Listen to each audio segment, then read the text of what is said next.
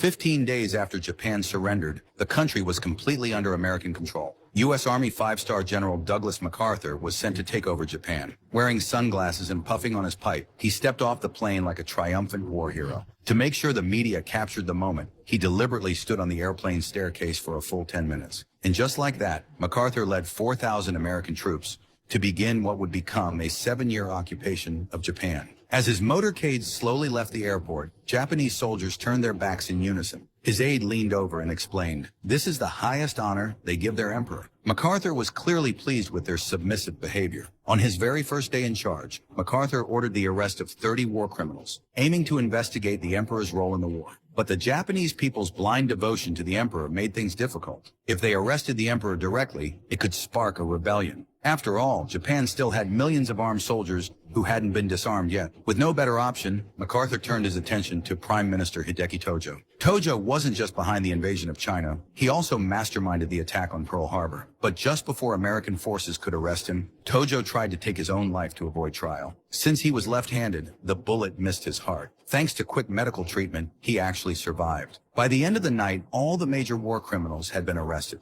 But MacArthur only had 10 days to complete the mission. There was no time to waste. He had to split the suspects into 3 groups: politicians, military officers, and members of the royal family, then take them down one by one. But during interrogation, the suspects stayed tight-lipped. Not one of them would say a word about the emperor. MacArthur had no choice but to go back to questioning Tojo. But Tojo insisted it was all former Prime Minister Hirota's fault. Since becoming Prime Minister in 1937, Hirota had led the full-scale invasion of China and signed the infamous alliance with Germany and Italy. Still, he refused to admit the emperor had any part in it. He even claimed the emperor knew nothing at all.